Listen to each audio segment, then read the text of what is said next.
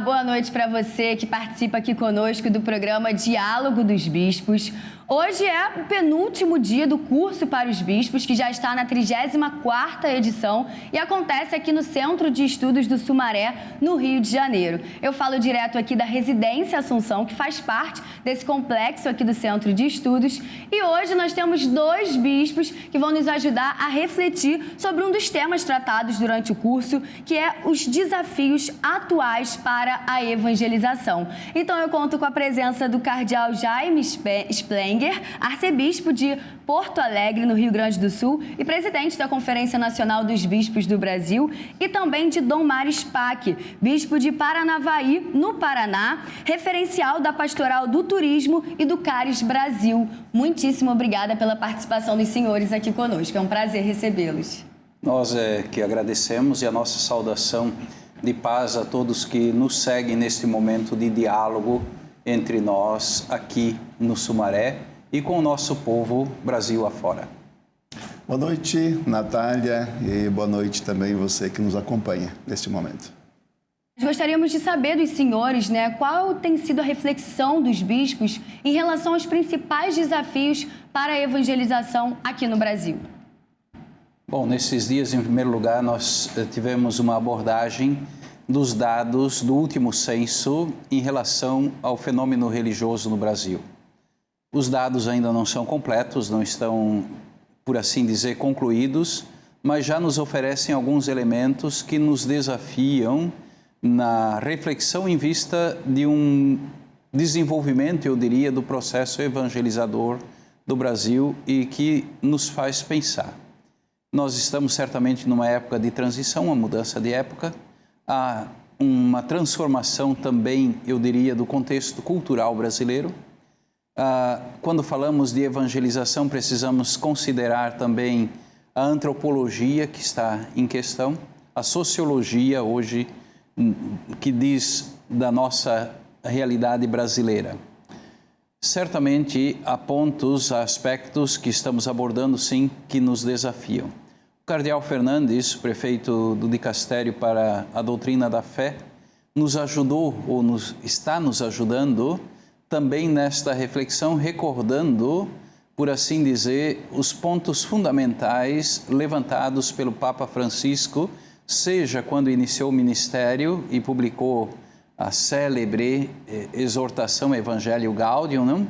Seja através dos outros documentos ao longo do seu pontificado. É sobre isso que nós estamos conversando aqui e eu creio, Dom Mário, que temos aí um caminho longo pela frente que nos instiga, nos provoca. No fundo, eu resumiria numa expressão muito simples. Se trata de sempre de novo retornar ao que é fundamental. E o fundamental para nós é a experiência do encontro com Jesus, ou se quisermos, a explicitação e a acolhida daquilo que nós denominamos o querigma. Mas o sempre de novo não significa mera repetição. É sempre de novo de forma nova. Porque os tempos mudam, as situações se transformam, as exigências são outras no tempo. E estar atentos a estas transformações requer perspicácia, sensibilidade, discernimento e capacidade para avançar. Dom Jaime está trazendo uma questão do querigma que nós estudamos aqui no Sumaré, juntamente com o cardeal da Doutrina da Fé. E quando a gente fala de querigma, estamos falando para todo o Brasil, mas na verdade a evangelização, a aplicação do querigma, ela é local. Eu estive esses dias em Fortaleza e conversando com o arcebispo emérito, ele dizia que na própria arquidiocese de Fortaleza há 4 realidades. Há o centro da cidade, há todo o sertão, há o interior e há o litoral. São 4 dioceses dentro da mesma diocese. E ainda sem contar todas as nossas regiões do Brasil. Então, quando nós falamos de evangelização, Dom Jaime está falando do seu ponto de vista do sul do Brasil, claro, presidente da Conferência dos Bispos. Eu estou falando do meu ponto de vista, mas é sempre à vista de um ponto. E os estudos que estamos abordando aqui, estamos dialogando, mostra algo que diz o todo, a abrangência do todo, a importância do anúncio do querigma, de voltar àquilo que é a raiz do cristianismo, que é a vida de Jesus Cristo, que é o amor de Deus anunciado, a sua vida entregue por nós e a certeza de que Jesus está vivo ao nosso lado em cada momento presente da vida. Então, como que nós podemos, como Igreja do Brasil, levar esta realidade nas várias vidas que são impactadas numa mesma diocese e nas várias regiões desse imenso Brasil? Perfeito. Tem também a secularização, né, que é um dos temas também que foi dialogado aqui, né, em relação à missão da Igreja, como a Igreja, né, se posiciona e como enfrentar também esse processo de secularização, relativismo também moral. É um desafio também dentro dessas diferentes realidades? A secularização está presente. Eu acho que Dom Jaime veio de uma região, quem sabe, mais secularizada do Brasil, que é o estado do Rio Grande do Sul, também pela proximidade com o Uruguai. Mas nós vimos também aqui no censo a questão do Rio de Janeiro, um índice até que nos assustou quando a gente soube da estatística do número de católicos aqui no estado. Sabemos também Rondônia, que é um estado em que se sofre mais a questão de perda de católicos, que também coincide com a secularização. Já não é tanto o meu caso do Paraná, noroeste do Paraná, uma diocese pequena, formada por paulistas, por nordestinos, um povo de bastante fé, de um frescor, de uma vitalidade bastante grande. Porém, é verdade que nós estamos num Brasil que cada vez mais se sente, estamos avançando para uma secularização. Não tanto, evidentemente, longe daquilo que vive a Europa, mas é perceptível aqui que há um crescente, começou ao pouco, há um crescente número daqueles que se dizem sem religião. O cristão, o batizado, é chamado a testemunhar a sua fé no mundo, ou se quisermos, no século. E nesse sentido, nesse espaço talvez complexo da sociedade, que somos chamados a ser sal da terra, luz do mundo, fermento de transformação. Quando nós tratamos dessa temática, eu gosto muito de recordar o capítulo 5 da carta a Diogneto. É um documento do segundo século da era cristã, né? Onde se faz um relato de como viviam os cristãos no seio da sociedade de então. E ali se diz algo muito bonito, que eu creio pode nos ajudar ainda hoje a compreender melhor qual é a missão, qual é a forma de um batizado, de uma batizada, viver a própria fé no século. Paulo VI dizia que o ser humano hoje ouve com muito mais atenção os testemunhas que os mestres. E se ouve os mestres é porque são testemunhas. Então, o grande desafio para nós, eu creio, nesse contexto que vivemos, é realmente promover o testemunho da fé. Não se trata, eu diria, tanto de apresentar doutrinas ou princípios gerais, são talvez aquilo que nós ouvíamos aqui nesses dias, né? As questões secundárias, mas ficar no essencial. E o essencial para nós é o Evangelho. É o Evangelho do crucificado ressuscitado. Eu creio que nesse processo de secularismo, que é bastante forte em alguns espaços do nosso Brasil, eu daria até uma sugestão, talvez, para os processos de iniciação cristã. Eu creio que nenhum adolescente que está se preparando para, por exemplo, receber o sacramento da Eucaristia pela primeira vez, deveria terminar o processo sem antes ter lido, ao menos uma vez, o Evangelho de Marcos. E eu creio que isso não é muito. E talvez um crismando, uma crismanda, depois do seu processo também de preparação em vista do sacramento, talvez isso seja um sonho, eu não sei. Mas eu creio que seria um caminho. Eu creio que não deveria ou não poderia se aproximar do sacramento sem ter lido de forma acompanhada o livro dos Atos dos Apóstolos. Também, Dom Jaime, eu vejo a importância de nós passarmos cada vez mais de um modo de ensinamento, de doutrinação, para um modo experiencial da fé. Isso é algo decisivo, exatamente no mundo que vai na via de uma secularização. É importante que a fé seja vivida, seja experienciada. Hoje as pessoas não recebem mais a fé pela tradição, porque meu avô foi católico, meu pai foi católico, portanto, eu sou católico. Hoje as pessoas buscam o sentido das coisas. E esse buscar o sentido das coisas, quando se fala de fé, se fala de experiência de Deus, de vivenciar, de sentir este amor de Deus. Não basta eu saber que Deus me ama. É preciso sentir este amor de Deus, porque esta é a consciência e a sensibilidade do momento presente.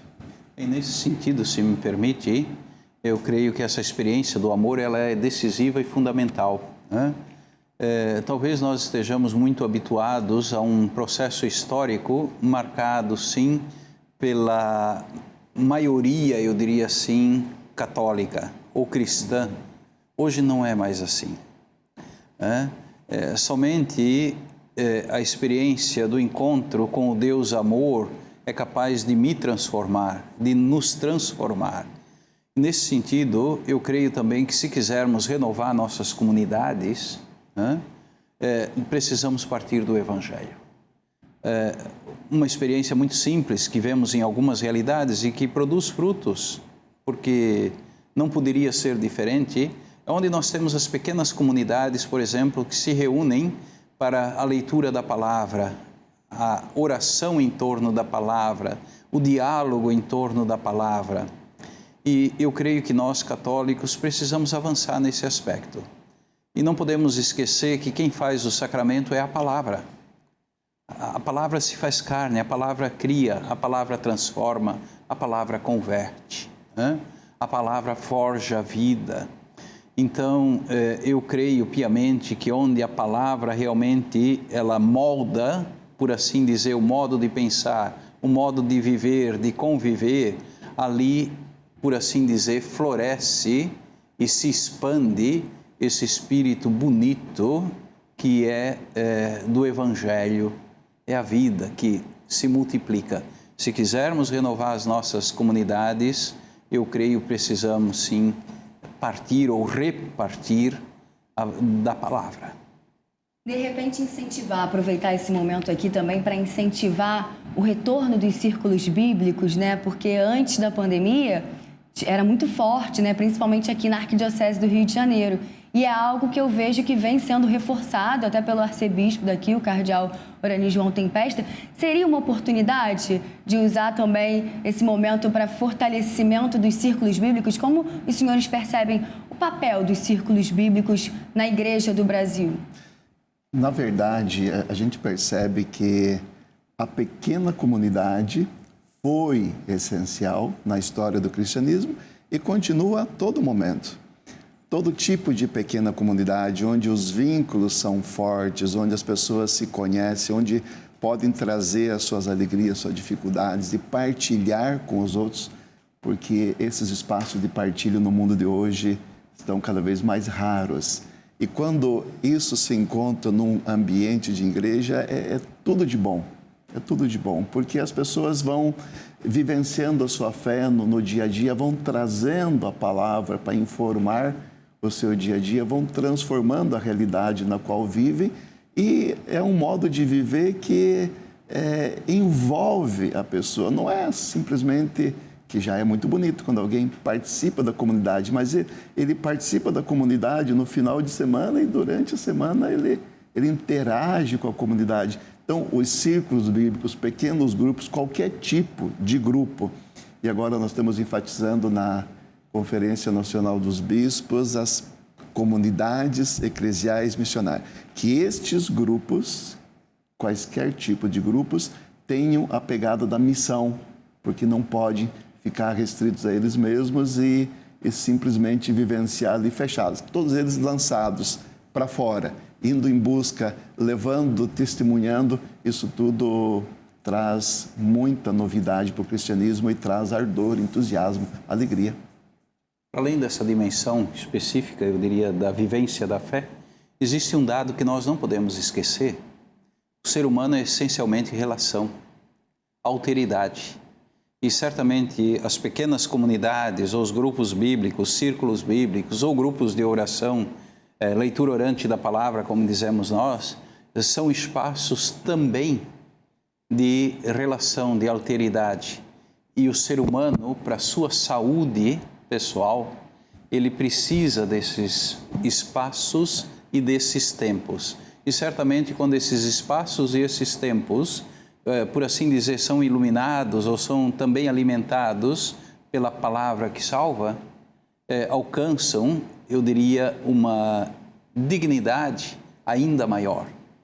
Então, certamente, a promoção da vida eclesial, não simplesmente pensando na instituição como tal, mas indo talvez além do aspecto institucional, traz aqui para nós algo que é decisivo, inclusive para a saúde mesma da própria sociedade.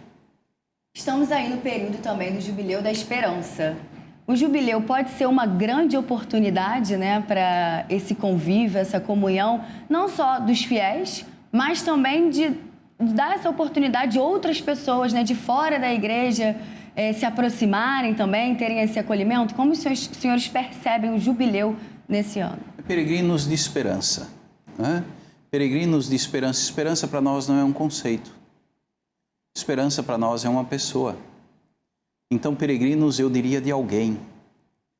Peregrinos, homens e mulheres que estão em busca desta graça do encontro, onde realmente o encontro com Ele transforma a si e o entorno. Então, talvez a possibilidade que a Igreja nos oferece de viver esse ano jubilar é uma oportunidade privilegiada, mais uma vez, para resgatar aquilo que somos e aquilo para o qual somos chamados. Foi muito bonito o dia 29 de dezembro, o último domingo do ano, em que o Papa havia estabelecido para que em todas as catedrais do mundo o bispo fizesse a abertura oficial do jubileu na diocese. E foi bonito de ver a participação do povo nas dioceses. O povo veio, o povo entendeu o chamado da igreja e isso para nós já foi um primeiro momento assim, de luz que este ano vai ser um ano especial. Aliás, foi há poucos dias que começou no Vaticano a primeira da celebração. Serão várias celebrações jubilares. A primeira foi com os comunicadores. Então, no início do ano agora está dando início a uma caminhada em âmbito amplo, mas também nas dioceses e nas comunidades. Lá na Diocese de Paranavaí, Dom Jaime, nós faremos uma peregrinação em cada paróquia. Foi organizado juntamente com os padres. Então, enquanto que as lideranças farão visitas missionárias, porque o Papa colocou que a missão popular, a visita aos doentes, aos idosos, propicia o acesso à indulgência. Então, durante a semana, as pessoas farão uma missão na paróquia, os padres estarão atendendo a confissão e o bispo virá para fazer uma peregrinação em cada paróquia. Tem o dia, tem horário marcado e a gente até estabeleceu que o percurso seja entre 6 e 10 quilômetros. Com o calor que faz no noroeste do Paraná, vai ser divertido isso. Mas, em todo caso, eu percebi, estando lá, o nosso povo gosta de caminhar, gosta de procissão, gosta de rezar, e a gente vai aproveitar dessa piedade popular juntamente com a grande força da misericórdia que é ligada ao jubileu. O jubileu é levar a misericórdia por meio também das indulgências, do acesso ao sacramento da reconciliação, levar isso para o nosso povo, e eu tenho certeza que vai gerar muito comprometimento, muita alegria em nossas comunidades. Aqui eu acho que entra um aspecto muito interessante quando você fala das indulgências. Em alguns ambientes há uma espécie de compreensão, eu diria assim, um pouco mecânica ou fantasiosa daquilo que são, ou que é a indulgência ou as indulgências, né? É verdade que a igreja estabelece uma prática muito simples, que faz parte da tradição, né? O visitar o espaço destinado, confessar-se, a oração, a participação no corpo do Senhor, né? Mas você recordou um aspecto que eu penso nós não podemos transcurar e devemos cultivar uma atenção especial. São as obras de misericórdia. São através, eu creio, das obras de misericórdia, por assim dizer, ao lado daquela prática tradicional que talvez conhecemos e temos ciência, que nos proporciona a participação nesse tesouro da igreja chamado indulgência. Talvez o Papa ele quis escapar do intimismo com as indulgências, porque a gente pode interpretá-las mais como algo para si ou aplicar uma indulgência para uma alma do purgatório, conforme indica a igreja. Mas, para além disso, essa abertura para com o próximo, especialmente o próximo necessitado, doente, pobre, preso, isso tudo é profundamente, está na raiz, no centro do Evangelho, e por isso é altamente indicado nesse tempo jubilar. E como vocês indicam, né, que as pessoas vivenciem de fato, né? Cada diocese, cada local lá vai ter a peregrinação. E como as pessoas que estão em casa também, no seu dia a dia, né, podem vivenciar todos esses ensinamentos, sendo, como os senhores falaram, né, testemunhos, né, dando seus testemunhos também dentro da sua realidade e fora da paróquia também, né? Eu diria assim, é difícil designar um caminho específico. Nós temos realidades muito diversificadas e também a condição de cada fiel, de cada pessoa é muito distinta. E aqui talvez existe sim aquilo que é a orientação comum da igreja, relacionado sempre, repito, às obras de misericórdia, e cada discípulo, cada discípula, aonde estiver, na forma de vida que abraçou, na realidade em que se encontra, de alguma forma deve encontrar o meio para viver da melhor forma possível aquilo que é a indicação para uma boa vivência da experiência jubilar. Eu creio que o nosso povo tem essa sensibilidade, né? O nosso povo, ele tem um espírito, eu diria assim, muito generoso e muito aberto. Nesse sentido, se me permite, até faria uma observação a partir da tragédia que o Rio Grande do Sul sofreu em maio do ano passado, né? Eu citei isso na celebração aqui nestes dias também. A tragédia fez vir fora o melhor de muitos. A solidariedade, ela se manifestou de tantos modos, para dizer, o nosso povo, ele responde de acordo com a própria condição, a partir da realidade onde se encontra e talvez até a partir da intensidade da experiência de fé ou do senso de pertença à comunidade que o sustenta. E isso foi muito bonito.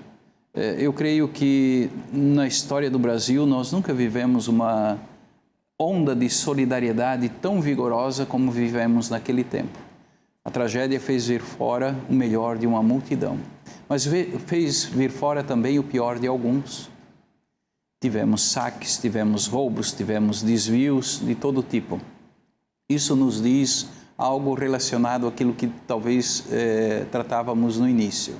Cada geração precisa fazer o caminho. Nesse sentido, não tem avanço. Precisamos sempre de novo, retorno àquela expressão de antes, isto é, sempre de forma nova, voltar ou retornar ao que é fundamental. O querigma, o primeiro anúncio, a possibilidade da experiência do encontro com o Senhor. Isso jamais é uma conquista realizada de uma vez por todas. Ela precisa ser sempre de novo feita, refeita. E isso também é graça. Nós vamos para um rápido intervalo comercial. Vou pedir licença para os senhores, mas já no próximo bloco a gente continua com mais Diálogo dos Bispos.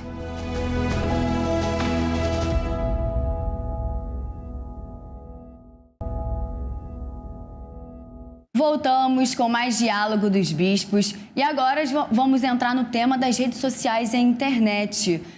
Queremos saber, a internet, rede social, as pessoas, principalmente os jovens, estão muito ligados. É um desafio ou uma oportunidade de evangelização e como usá-la de forma eficaz?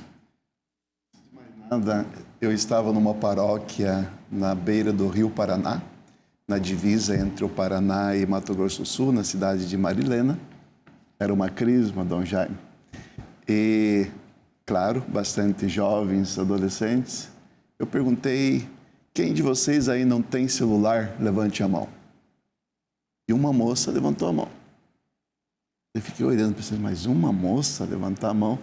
Eu perguntei, está quebrado? Ela, aham. Quebrado, pois é, todo mundo tem. E todo mundo usa.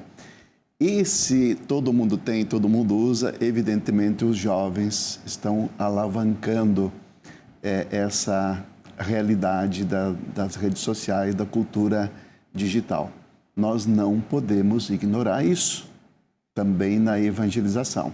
É claro que aí vem o desafio, como que a gente vai trabalhar com as redes sociais, como que a gente vai usar a linguagem que essas redes usam para que a gente possa interagir, possa criar espaços de evangelização. Esse é o desafio que nós temos como igreja.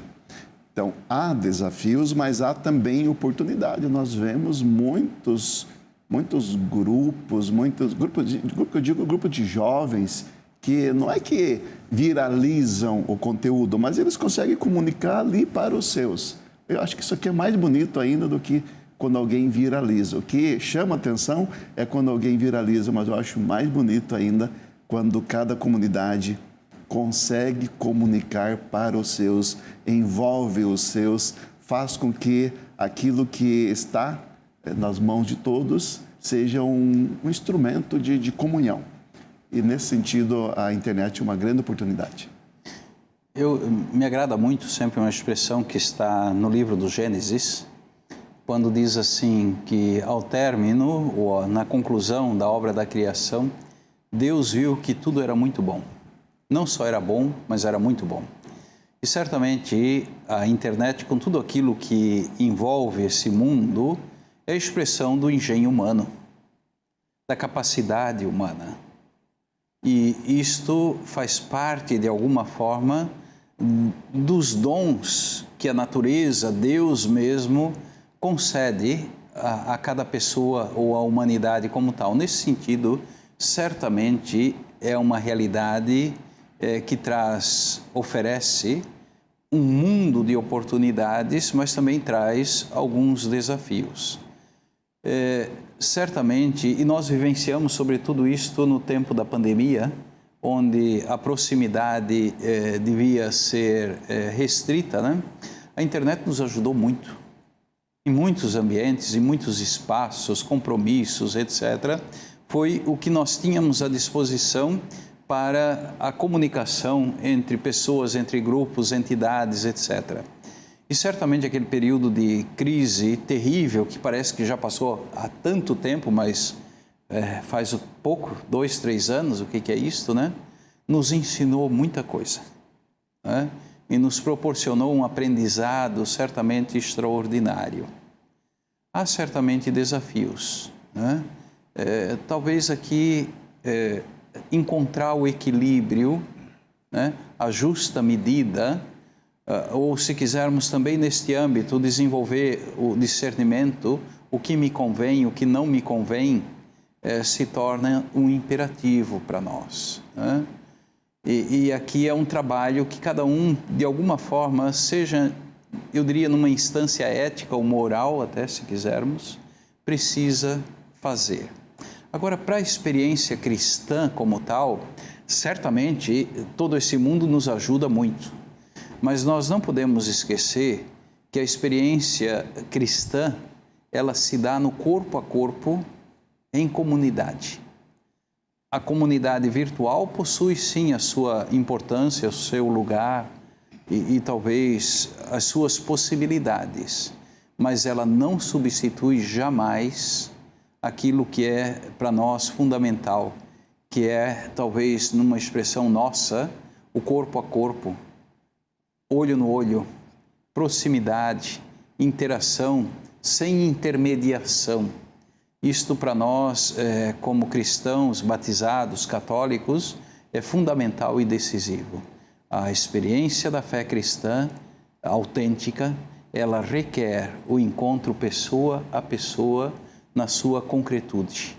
Então, nesse sentido, retomando talvez, o mundo da internet traz sim opções, facilidades imensas, mas ela não substitui aquilo que para nós é decisivo e fundamental. Dom Jaime, eu diria que a internet, ela nos ajuda na comunicação, não tanto na evangelização. Eu até alerto, porque as pessoas acham que postando uma figurinha de um santo, uma frase, está evangelizando. Sim, está sendo bondosa, está interagindo com os outros, mas a evangelização é muito mais profundo. Porém, eu vejo que há uma oportunidade de comunicação. Na Diocese de Paranavaí, novamente faço referência, nós tivemos aí nos últimos 3 anos uma caminhada, um processo da iniciação à vida cristã. E nós estimulamos as pessoas que colocassem fotos, que colocassem vídeos daquilo que estavam vivendo. E a comunicação aconteceu para a própria gente. E ela ajudou muito esse envolvimento. Os próprios padres disseram, se não fosse a ajuda das redes sociais, nós não teríamos o êxito que tivemos. Então, no âmbito da informação, da comunicação, as redes sociais nos dão uma ajuda muito grande. Vamos imaginar os grupos de WhatsApp. Qual paróquia hoje não tem organizado tudo a partir dos grupos de WhatsApp? A própria secretaria paroquial, esses dias a secretária da Cúria disse assim, Dom, as paróquias estão querendo tirar o telefone fixo, porque ninguém liga mais, ninguém liga, agora é tudo por WhatsApp. Então, novamente, é uma rede social, mas ajudou a criar interação, ajudou a que os grupos se organizem numa rapidez que nós não tínhamos antes, com uma agilidade excepcional. Então, tudo isso é oportunidade, não esqueçamos. Diante dessa mudança, né, na comunicação, diante de diversas formas online, digitais, né, de se comunicar e falar sobre as questões da igreja, como o senhor colocava, agora tem o WhatsApp. Como atrair, né, principalmente os jovens que estão nesse meio, para a catequese e fortalecer a catequese, que é exatamente essa comunicação que o Dom Jaime falava do olho, que não pode ser substituída? Então, quem participa da catequese, uma família atuante na igreja, automaticamente vai inscrever seus filhos para a catequese e vão iniciar um processo. E agora a igreja está mudando esse processo catequético, colocando num itinerário querigmático, quer dizer, de iniciação à vida cristã, um processo que leve em conta a experiência, não somente a transmissão de informações de doutrina. Então, quem está participando da igreja, ele já é natural entrar via os caminhos já previstos. Agora, o desafio nosso eu estou perto do Rio Paraná, né? Então, é não pescar no pesque pague, mas é jogar o anzol no Rio Paraná. Eis a questão missionária da igreja, né? A missão da igreja de avançar, de ir para fora, de ir ao encontro. E, nesse sentido, as redes sociais, o universo da internet nos ajuda para atingir os jovens. Particularmente, eu conheço experiências muito bonitas, né, que já estão acontecendo no Brasil. Você citou no início que estou como referencial do CARES, que é um serviço que o Papa criou para toda a corrente de graças, tudo aquilo que vem do Espírito Santo por meio da renovação carismática, o Papa chama corrente de graça. E ali a gente vê que há uma força muito grande de reunião da juventude. Eu particularmente creio que nós temos elementos fortes, estruturas que estão se constituindo fortes de atração da juventude nessa corrente de graças. Nesse âmbito que você traz, uma experiência que nós fizemos, não quero entrar em detalhes, né? Mas a informática, a internet nos ajudou muito. No início do ano de 2024, nós inauguramos um processo chamado Caminhos de Fé, no sentido de atingir quem desejasse. Apresentar o básico, o querigma, por assim dizer, da experiência cristã. Era aberto, em primeiro lugar, para todos os catequistas. Depois, todos os ministros da Eucaristia foram exortados a participar dos encontros. Era sempre online, com professores da PUC, com religiosos, também leigos, sobre diversos temas. Quando nós começamos o processo, nós imaginávamos mais de 3.000 pessoas participando. É verdade que aí veio a tragédia das enchentes e houve, por assim dizer, uma ruptura. Completamos esse itinerário com mais ou menos 900 pessoas. Eu creio que aqui talvez há um exemplo de como nós podemos usar a tecnologia hoje em vista do processo evangelizador e indo ao encontro de quem está conosco, mas também de quem não está talvez conosco e talvez até não nos conheça. Né? Estamos retomando esse processo agora no ano de 2025 e uma solicitação que veio das pessoas que participaram então em 2024 justamente isso que dizíamos antes, intercalar o online com o presencial. É claro que isso vai exigir muito de quem, por assim dizer, tem a missão de animar esses encontros. Mas é uma possibilidade tremenda que nós temos aí diante de nós, em vista de uma evangelização mais, eu diria, contundente. Muito bom. Temos também as vocações sacerdotais, religiosas. Como a igreja trabalha também para incentivar essas vocações? Olha, eu resumiria numa expressão muito simples. E quando nós falamos de vocação, temos que imaginar a vocação à vida matrimonial, familiar, que está em crise também, a vocação à vida consagrada, ao leigo na sociedade como tal e ao ministério ordenado. Para além de todo o discurso que habitualmente talvez estejamos habituados a realizar, eu gosto de sintetizar esse trabalho numa expressão muito simples, que parte, eu diria, do testemunho de cada um. Quando um pai, um leigo, uma consagrada, um ministro ordenado é capaz de dizer que gosta do que é e ama o que faz, e não tem vergonha, talvez, ou medo de dizer isto, seja onde estiver, ali se está fazendo não propaganda vocacional, ali se está dando um testemunho vocacional. E eu creio que é isto que nos desafia hoje como igreja.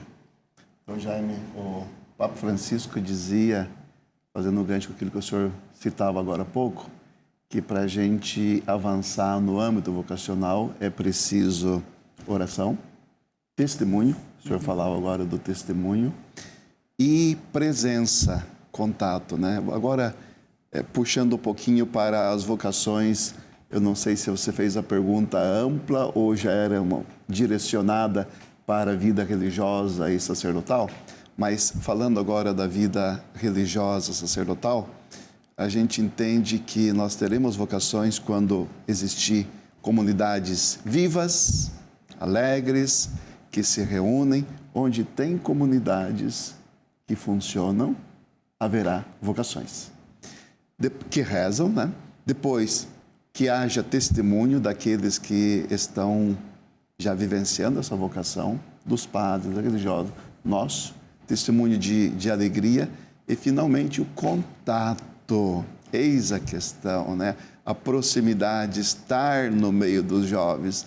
Não serve a gente rezar e dar testemunho, mas nós não temos contato com o jovem. O jovem precisa ver, o jovem precisa conviver, ele precisa fazer as perguntas que ele quer, ter respostas para nós. Isso tudo se dá nesses 3 âmbitos que o Papa Francisco coloca como decisivos para a vocação.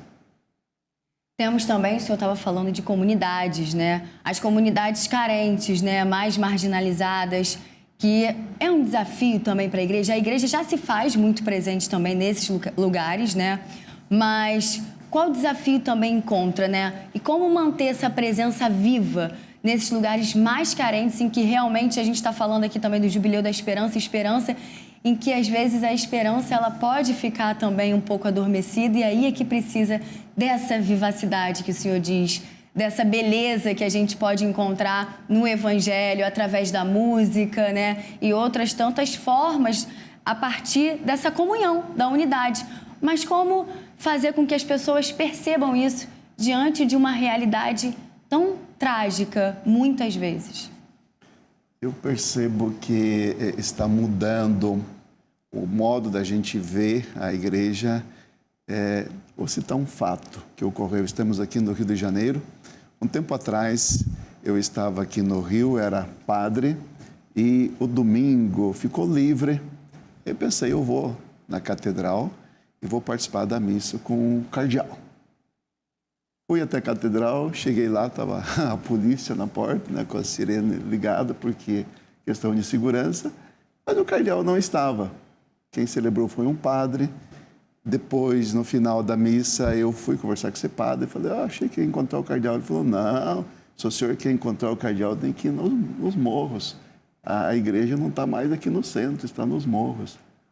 Rapaz, eu gostei tanto dessa forma que o padre falou, e efetivamente a igreja está nestas comunidades que você disse. Agora, é claro, quando a gente fala de uma metrópole, né, como são as nossas capitais, aí é diferente ainda de outras realidades de igreja mais de interior, que são menores, que existe sim situações complexas de periferia, mas não tão acentuadas quanto nas grandes cidades, né? Os pobres nos acolherão no reino dos céus. Essa é a verdade do Evangelho, né? Mateus 25 está aí para talvez ilustrar este princípio. Não é possível desconectar, por assim dizer, a prática religiosa, se quisermos, da atenção aos menos favorecidos da sociedade. Não só os menos favorecidos, talvez economicamente falando, financeiramente falando, e estes precisam sim da nossa atenção, do nosso acompanhamento, mas existe tanta situação de miséria humana em distintos setores da sociedade, inclusive em setores às vezes considerados de alto nível, etc. E se testemunha uma miséria humana às vezes tão grande também nesses outros ambientes. Não se trata, eu diria assim, de ir ao encontro de um esquecendo do outro. É verdade que os pobres, os prisioneiros, os migrantes, os famintos, os sem roupa, são os privilegiados do Senhor. Mas também não podemos transcurar a realidade, talvez, onde se perdeu a dimensão da solidariedade, da abertura para ir em relação a quem precisa mais, onde talvez a dignidade humana não está em primeiro lugar. O desafio é grande. Eu também conheço um empresário, um grande empresário da região metropolitana de Porto Alegre, e esse homem me impressionou muito. Talvez uma das maiores empresas moveleiras do sul do Brasil. E esse homem tem uma vida de oração, eu diria uma vida mística, espiritual, talvez até maior do que a própria. E isso me impactou muito e que me faz refletir também da necessidade desta abertura de horizontes, de olhar. Certamente os pobres merecem, necessitam e nos acolherão no reino dos céus. Mas os rostos da pobreza tem muitas distinções também. A igreja sempre esteve ao lado dos mais pobres. Se imaginarmos os hospitais, as casas de acolhida, também as escolas no passado. Hoje o Estado, por assim dizer, ocupou todos esses espaços, ou muitos destes espaços. A igreja sempre viu os pobres como pessoa. Eu não sei se às vezes o Estado, onde ele ocupou essa função, hoje vê quem é atendido como pessoa. Eu tenho a impressão que muitas vezes vê mais como número e se esquece que essas pessoas têm rosto, têm identidade.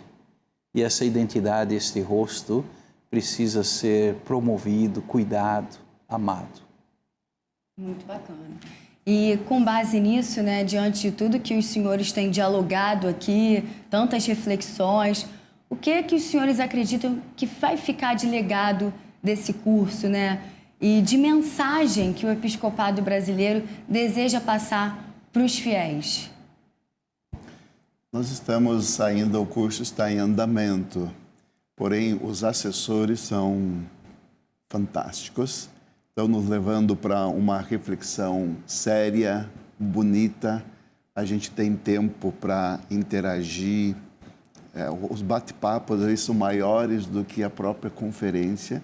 E isso tudo vai ajudando cada um de nós. Eu imagino o Dom Jaime aqui presente também.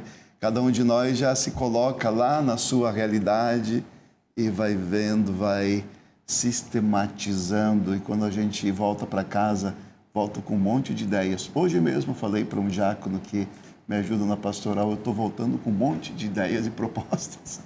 Então, é isso que ocorre, né? Quando a gente começa a refletir na fraternidade que temos aqui entre nós, o Espírito Santo vai dando muitos insights para que a gente melhore a nossa presença pastoral e, dessa forma, a igreja saia ganhando e todos saiam ganhando.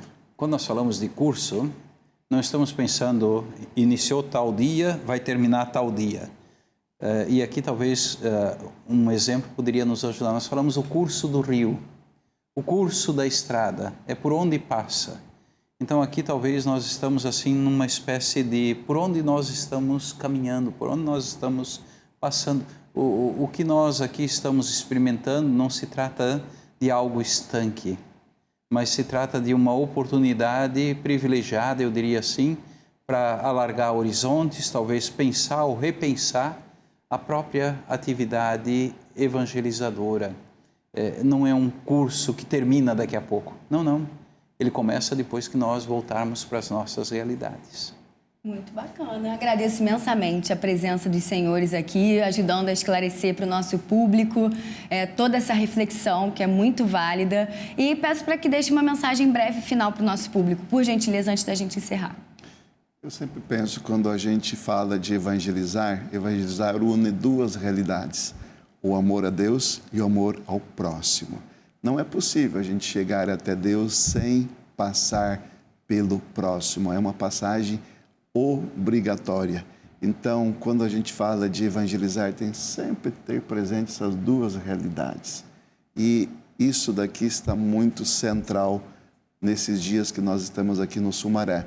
Eu quero levar essa realidade para a minha diocese, a minha realidade onde eu venho, e fazer com que isso frutifique, que o nosso povo cada vez mais ame mais a Deus e ao próximo. Somos peregrinos de esperança, eu dizia antes, de uma pessoa. Por isso, tu que és pai, mãe, vovó, religioso, religiosa, diácono, presbítero, bispo também, não tenha medo de dizer que tu gostas do que és e amas o que fazes. E o que te sustenta é a prática, sim, da fé, através da oração, do contato com a palavra, da vivência em comunidade. É isso que a nossa juventude também espera de nós. Muito obrigada. Obrigada a você também que nos acompanhou. E amanhã voltamos com o último programa Diálogo dos Bispos. Até amanhã. Te aguardo. Tchau, tchau.